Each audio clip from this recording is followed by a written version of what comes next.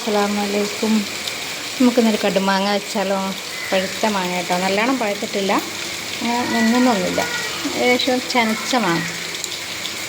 പിന്നെ അതിലേക്ക് ആവശ്യമായ സാധനങ്ങളാണ് പിന്നെ കറിവേപ്പില, മുളക് പൊടി, മഞ്ഞൾപ്പൊടി, കടുക്, ഉലുവ.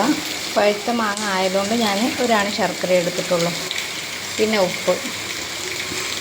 അവിടെ പുറത്ത് മഴ പെയ്യുന്നുണ്ട് കേട്ടോ, അറിയണ്ടോ? അപ്പോൾ നമുക്ക് ഉണ്ടാക്കാം അല്ലേ? ഞാൻ മാങ്ങ ഒക്കെ നമ്മൾ അരിഞ്ഞ് വെച്ചിട്ടുണ്ട് കേട്ടോ. ഇത് മധുരമുണ്ട് പുളിയുണ്ട്, രണ്ടും കൂടിയാണ്. അപ്പോൾ നല്ല ടേസ്റ്റ് ഉണ്ടാവും. എങ്ങനെ വെച്ചാൽ നമ്മൾ പച്ചമാങ്ങ സീസണൊക്കെ കഴിഞ്ഞല്ലോ, അതുകൊണ്ടാണ് ഇതിനോട് ഉണ്ടാക്കുന്നത്.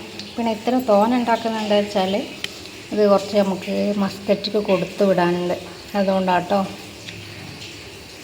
എല്ലാവർക്കും സുഖമല്ലേ? അപ്പോൾ ഇത് ഇതുവരെ ഉണ്ടാക്കി നോക്കാത്തവരൊക്കെ ഒന്ന് ട്രൈ ചെയ്യുക.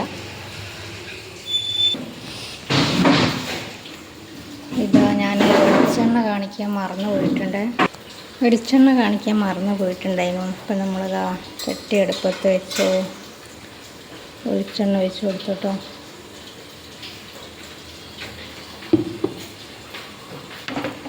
മൺചട്ടിയിൽ വെളിച്ചെണ്ണ ഒഴിച്ച് കൊടുക്കുമ്പോൾ ചുറ്റിക്കുന്നത് നല്ലതാണ്.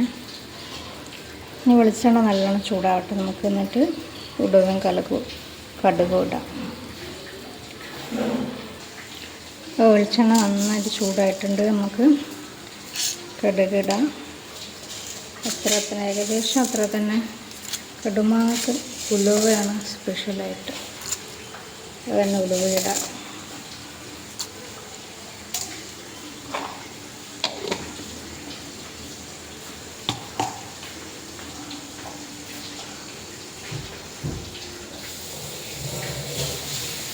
ഇത് പൊട്ടി തുടങ്ങുമ്പോൾ നമുക്ക് തീ നല്ലോണം കുറച്ച് വെച്ചിട്ട് മസാലകൾ ഇടാം. മുളക് പൊടി, മഞ്ഞൾപ്പൊടി, കറിവേപ്പില അന്നേരം ഇടാം കേട്ടോ.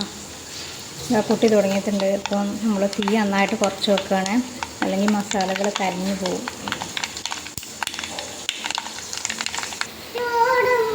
അപ്പോൾ തരാം. മുളക് പൊടിയും മഞ്ഞൾപ്പൊടി ഇട്ടിട്ടുണ്ട്.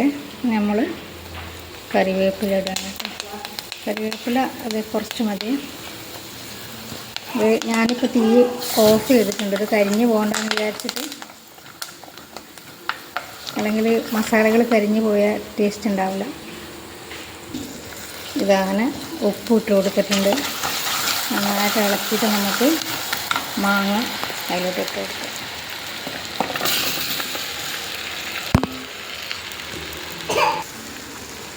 മാങ്ങ ഇട്ടിട്ട് നന്നായിട്ട് ഇതൊക്കെ തേച്ച് എല്ലായിടത്തും ആക്കി കൊടുക്കുക കേട്ടോ, തലകളൊക്കെ.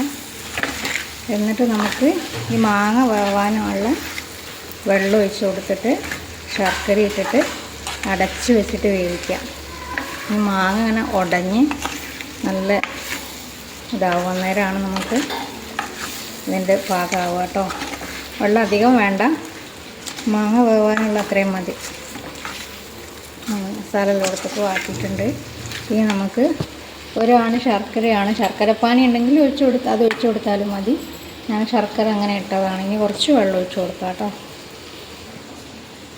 ഏകദേശം ഞാൻ ഈ മാങ്ങ വേവാനുള്ള വെള്ളം ഒരു ഗ്ലാസ്സോളം, ഫുള്ളില്ല, ഒരു ഗ്ലാസ്സോളം വെള്ളമാണ് ഒഴിച്ച് കൊടുത്തത്. ഞാൻ ഇതുവരെ കത്തിച്ചിട്ടില്ല കേട്ടോ. തീ ഓഫ് ചെയ്തതിന് ശേഷം ഇത് നന്നായിട്ട് ഇളക്കിയിട്ട് തീ കത്തിച്ചിട്ട് നമുക്ക് അടച്ച് വെക്കാം. അപ്പോൾ തീ കത്തിക്കാൻ പോകാം.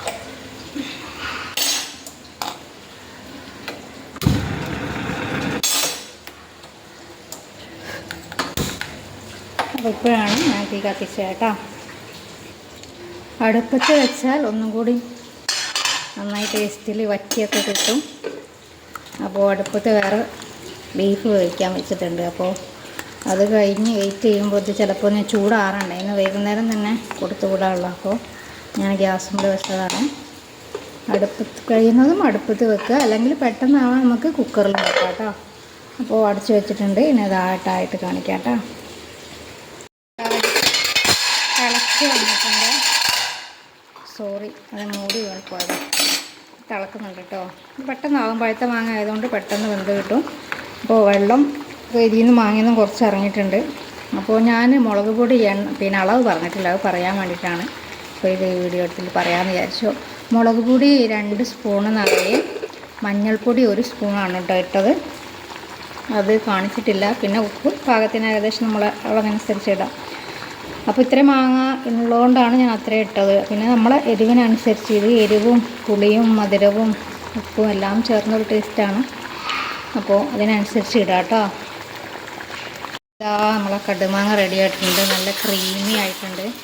മാങ്ങ ഇനിയും വേണമെങ്കിൽ ഉടയും, പക്ഷെ നമ്മൾ ഇന്ന് വെച്ചിട്ട് നാളെ കൂട്ടുന്നതായിരിക്കും ഒന്നുകൂടെ ടേസ്റ്റ്. ഇന്ന് തന്നെ നല്ല ടേസ്റ്റാണ്.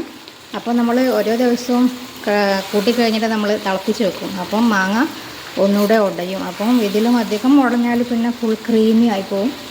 അതുകൊണ്ട് പിന്നെ ഞാൻ ഉടക്കണ്ടെന്ന് കരുതി. ഇത്രയും ഉടഞ്ഞിട്ടുണ്ട് മാങ്ങ. അപ്പോൾ ഇതാണ് ഇതിൻ്റെ പരുവം കേട്ടോ. അപ്പോൾ ഇതുവരെ ഉണ്ടാക്കി നോക്കാത്തവരൊന്നും ഉണ്ടാക്കി നോക്കുക, അഭിപ്രായം കമൻ്റായിട്ട് പറയാം.